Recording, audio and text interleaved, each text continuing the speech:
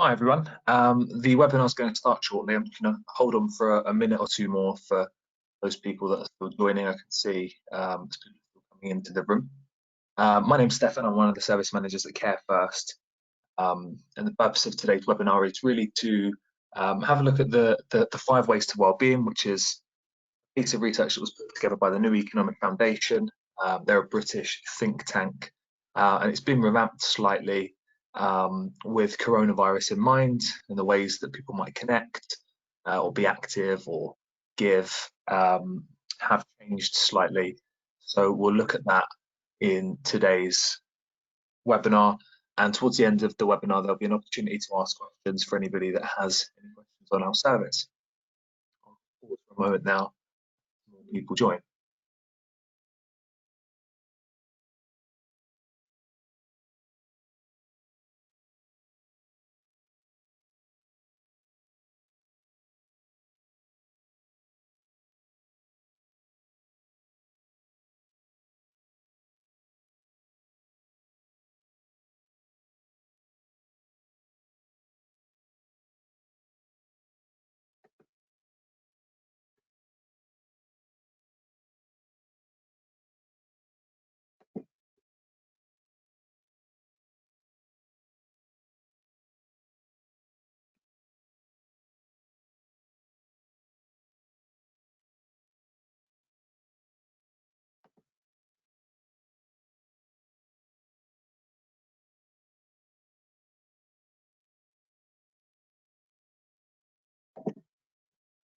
So we'll make a start. So this piece of research was put together really asserts 5 practical things that we can all do that can help to promote our well functioning, essentially, promote our mental well-being.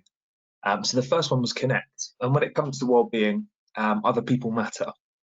Evidence shows that good relationships, and that's with your family, your friends, or the wider community, are important for mental well-being. And building stronger, broader social connections can increase your feelings of happiness and self-worth. And I know that ordinarily many of us would like to spend more time with people who are important to us. Appreciate at the moment that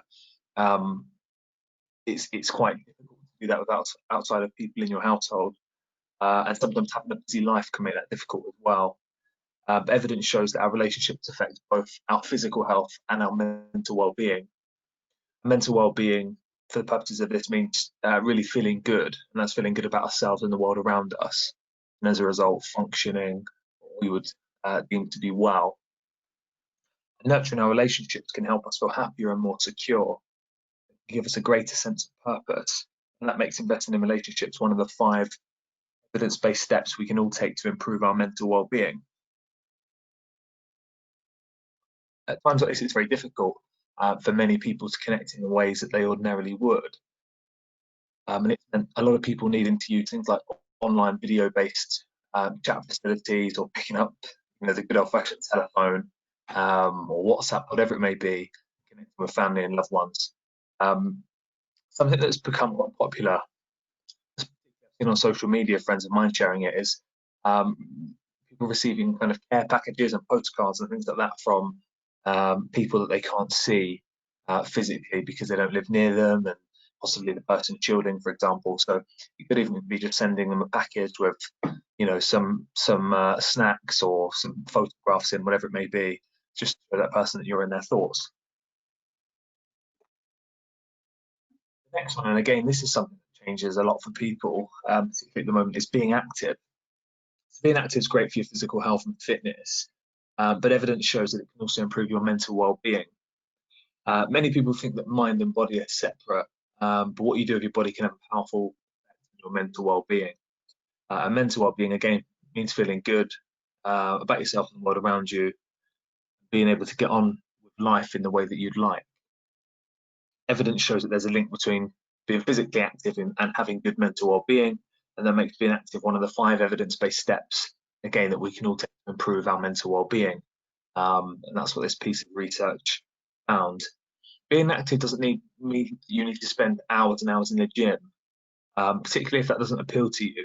If the idea of that doesn't make you feel good, then possibly that's not for you. So it's finding physical activities that you enjoy. Think about how you can fit more of them into your daily life, and still retain that balance. So at the moment, of course, we know that gyms are closed. They have been for a while, and they will be for the foreseeable future, more than likely. Um, the recent guidance that changed says that we can now undertake as much exercise out of the house as we'd like to do. It does mean that if you want to go for more than one walk a day, or if you want to go for a walk and a cycle, or a run and cycle, whatever it may be, you're now able to do so. But there'll be lots of people that, because they have injuries or because they don't find that type of exercise particularly for them, may want to think about doing other things, and that could be exercising uh, based on online videos on YouTube, for example. There's lots of yoga content online. There are less intense workout classes that you can engage with online. I'm thinking of some of the Joe Wicks type things that are available.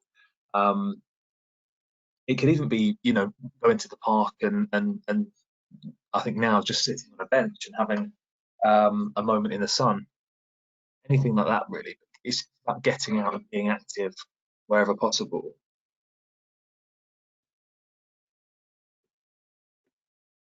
The third step in the 5 ways to well-being is to be curious. So being curious in this sense is often taken literally by people to mean mindfulness, and if that's the sense you get from this, and that's great, and if that works for you, then that's fantastic. And mindfulness can take many forms. It could be that, for an hour or half an hour every day, you manage to find the time to go and sit in your garden, for example, or sit on a bench close to your house in the park.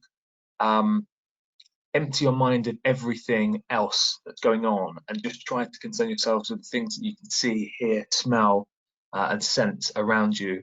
And that could be that you've got, birds in the trees around you. It could be that in the far distance you can hear cars, whatever it may be. This is just about forgetting about the things that you've got on for the rest of the day, forgetting about the emails that might be coming into your inbox, just living for a few moments in that moment and being mindful of the things that you can see, hear, and appreciate around you.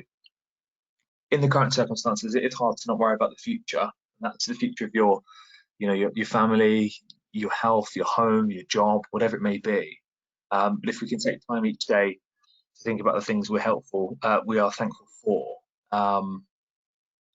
hopefully that will help to promote each of our own well-beings.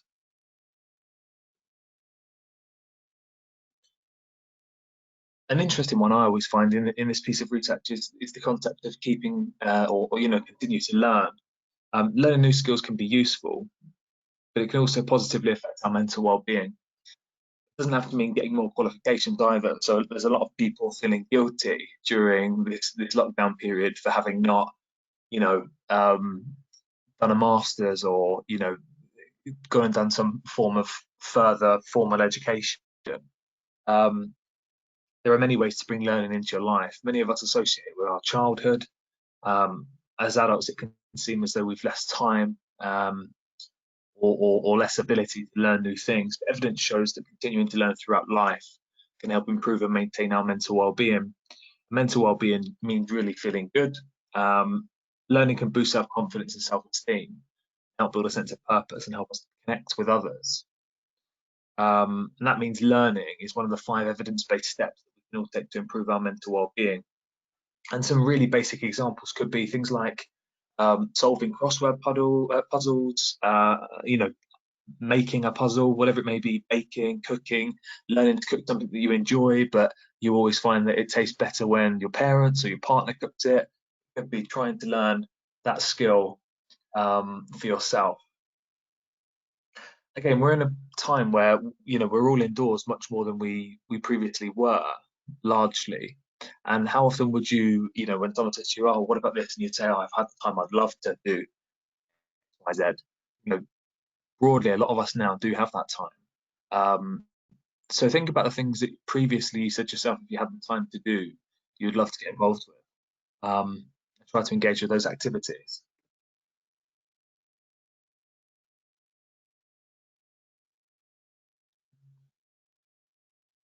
giving is a key step in the 5 ways to well-being. So this month's mental health awareness theme is actually kindness.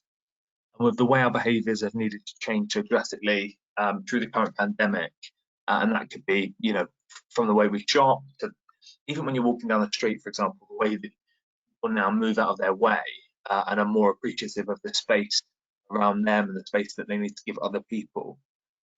Being kind's never been more important than it is now, and I don't think it's been more tangibly seen than things like the clap for carers, for example.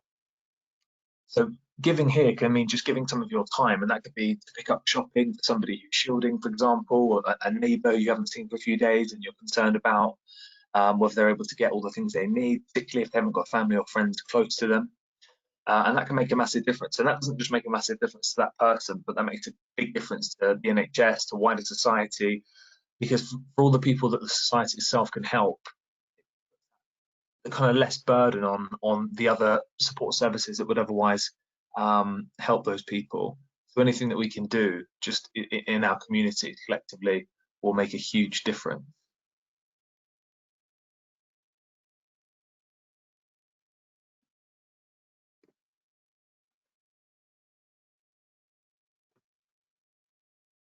So to come to the end of the 5 ways to wellbeing, I just wanted to briefly touch on the service that Care First provides to the organisations that each of you work for.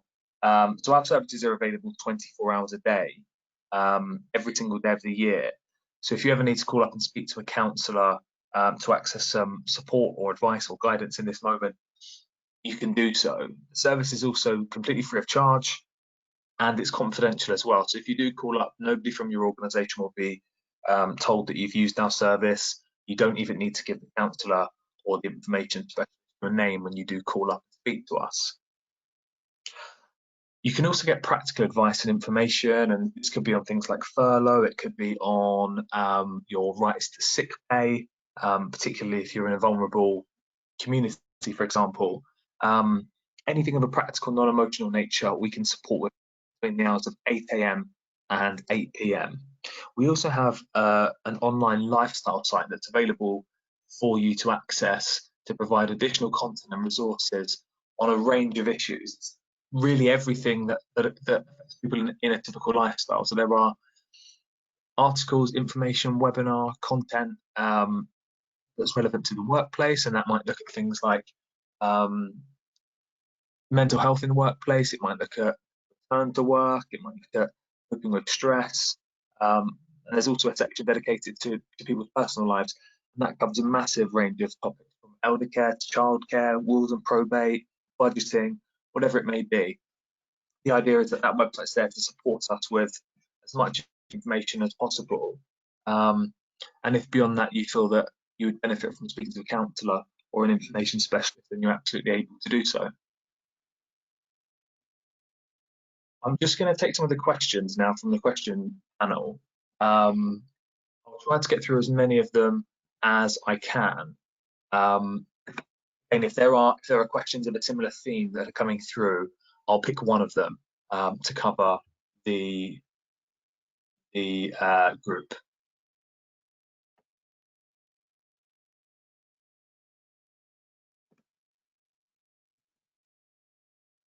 So I also won't read out people's names when I read the questions.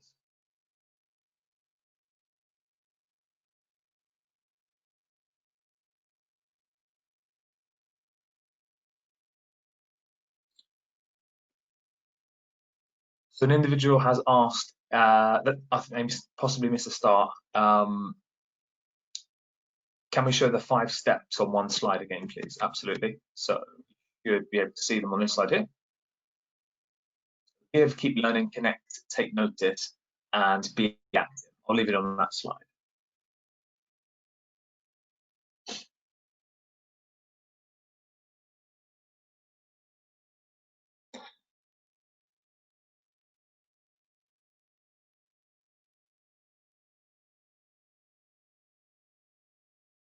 Yeah, there's questions around how people can manage to transition back to normality, to try to take on the healthy changes and not overdo the hedonism of being allowed to meet up and go to the pubs, etc.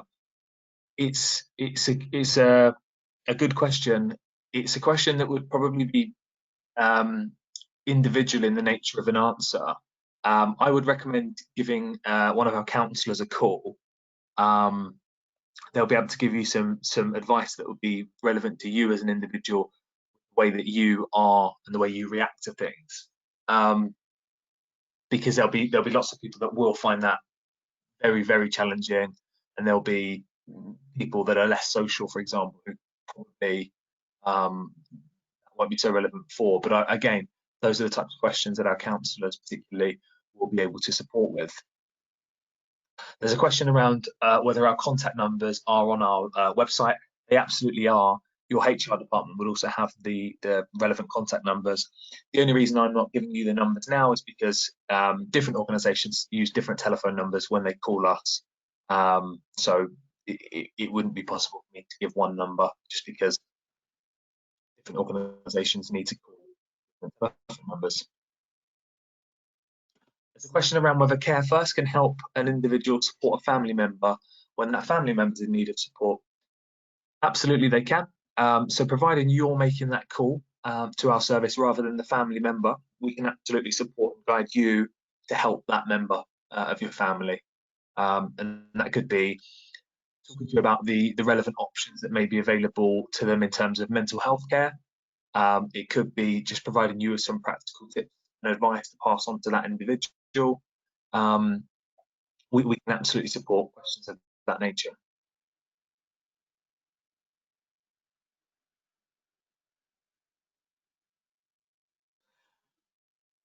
There's some questions of a clinical nature here, so I'll read an example of one. So sometimes your mind's so full of many things that you can't distract yourself to get calm. How can we distract our mind towards something that makes you feel happy?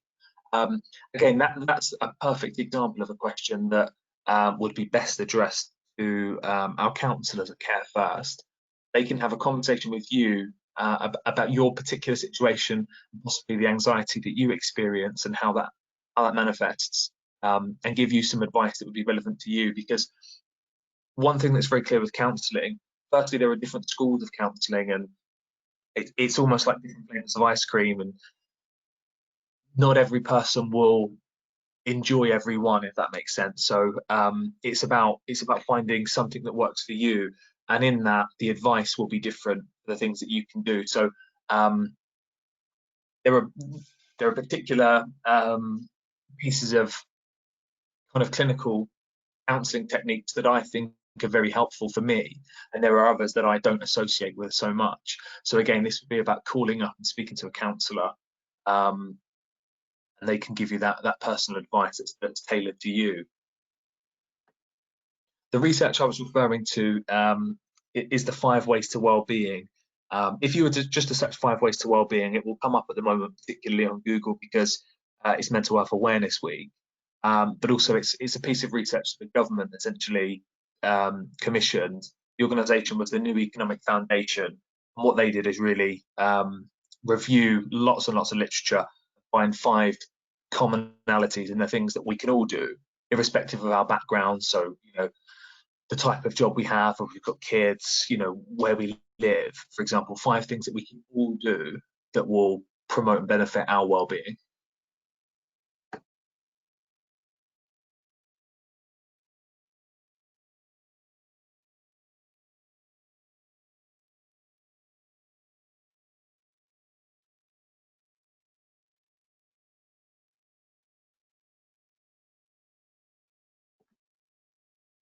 There's a question around what Care First counsellors can support with here, which is particularly relevant. So the question specifically is, can Care First counsellors help with long-term depression, or is this something that would need alternative support options? It's a really good question, because we provide short-term solution-focused counselling. What that means is the type of support that Care First can offer is particularly suited to those issues that aren't long-standing, that are things that are affecting you in the here and now. The reason why our approach to counselling, where there's a limit to the number of sessions that you can have, for example, and that might be 6 sessions, it could be 8 sessions. The reason there's a remit to what we can help with is because things like long-term depression or issues that have been long-standing will often require more sessions, so more than 8, more than 6 sessions. It could be a couple of years worth of therapy sessions to try to get to the root of the issue for you as an individual. And sometimes when we try to support that in up to 8 sessions of counselling, for example, we could do more harm than good to an individual. It would almost be like trying to fix a more serious physical ailment, if you can picture it, with plasters, when possibly an operation's required or something different's required, as an analogy there. So although it's still counselling, sometimes that longer term support's required for those deeper seated issues. What I will say is, if you do call into care first, the counsellors will provide you with support there and then, and they can talk to you about options and ways that you may be able to get more appropriate support for longer term conditions. And there are certain situations where we can support with longer standing depression, long standing anxiety, particularly if we're trying to help you with a short term goal. So it could be that you do experience long term anxiety, you've had anxiety for many years, but there's a particular situation that's approaching, like a wedding or a particular workplace event, and actually the sessions are more focused around equipping you to cope with that particular situation. And again, in that situation, it could be that having some short-term counselling might benefit you, despite the fact that the issue you experience is longer term.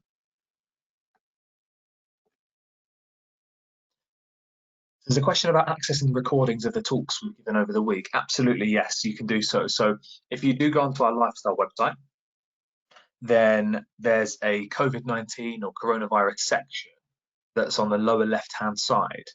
If you click into each week of that, we're in week 9 at the moment. I believe it's week 10 next week. If you click into it, there'll be a calendar as one of the links in each week. And if you click in the calendar and click on any of the links to the webinar, so they'll be dated, and then it will be a title of which webinar it is. So today's one would be 5 Ways to Wellbeing on the 22nd of May. You click that link, you'll be able to view a recording, so you can view all of the previous webinars that we've recorded.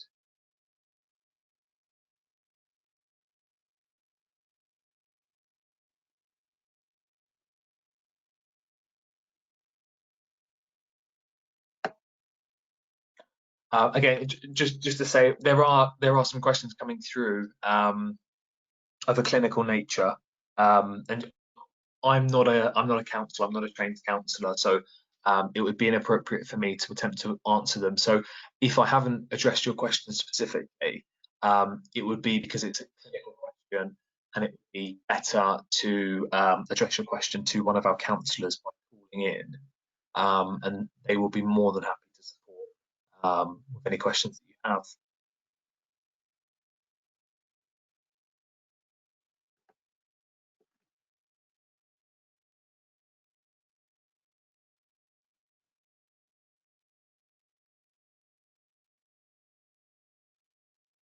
So there's a question around whether all people benefit from all 5 of the steps in the 5 ways to wellbeing, or is it more aimed at picking which ones work for the individual? The piece of research contends that these are 5 things that are absolutely applicable to anyone. So it's not that one of the 5 may be applicable. The theory is that all 5 will be applicable, but again, some people won't associate with keep learning or being active. Certainly the research is there to suggest that being active has benefits for your physical and mental well-being, for example. So that does apply to everyone in that respect. There's a question around whether we provide face-to-face counselling free of charge. Again, this is a difficult question because depending on the access that you have to our EAP, and that's not specific to you as a person, it would be to your organisation. Some organisations provide face-to-face counselling for their employees. Some organisations don't provide face-to-face counselling for their employees for a range of reasons. It could be because there are other ways of accessing face-to-face counselling through your organisation or through occupational health. So it's difficult for me to say. What I can say is we would never allow you as an individual to pay for face-to-face counselling. So we wouldn't accept payment. Typically, many organisations do have access to face-to-face counselling free of charge. If you don't, you'll be able to access telephone counselling, and it may be that on a case-by-case basis, face-to-face counselling is available if your organisation wishes to fund it.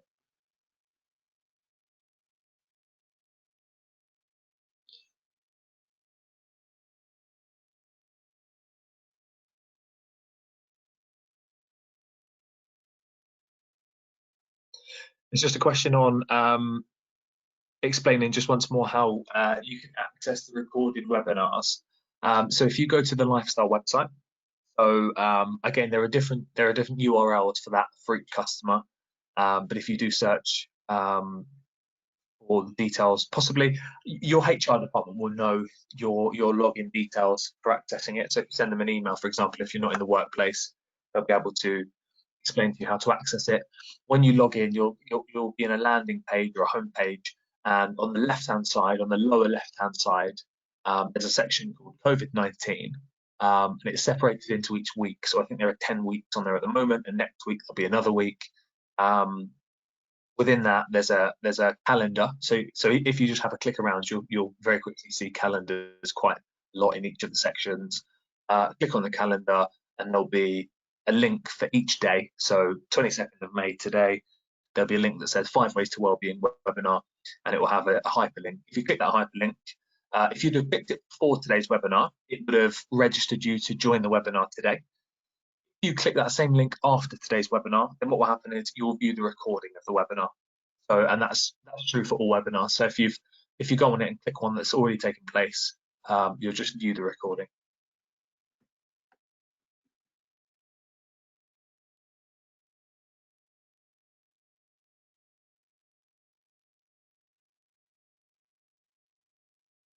So thank you very much, everyone, for the questions. Again, just to reiterate, if I haven't read out your question, it is because it's clinical in nature, and it's not something that I would be able to answer as somebody who isn't a counsellor.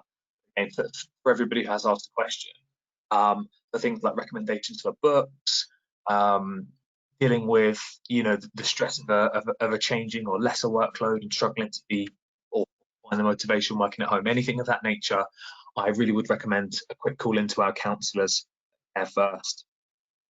They really will be able to support you.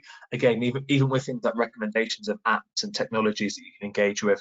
There was a comment earlier about Headspace. There are lots of apps and technologies out there that you can engage with that can help you. There are even technologies that have been specifically designed or certainly tailored and adjusted to support people through coronavirus as well. So there's an app, for example, called Wobot that you can download free of charge online. And again, that has content that's been specifically amended to support people with concerns around coronavirus. And that's an AI bot, for example, artificial intelligence. So again, there are lots of things that you can engage with online and by reading that can really help you. Thanks everyone for joining today. I really appreciate it. It's Friday. It's a 3-day weekend. I hope as many of you as possible are going to be able to get out and enjoy it. I think we're going to get some good weather on Sunday, depending on where you are. Yeah, have a great week. Bye, everyone.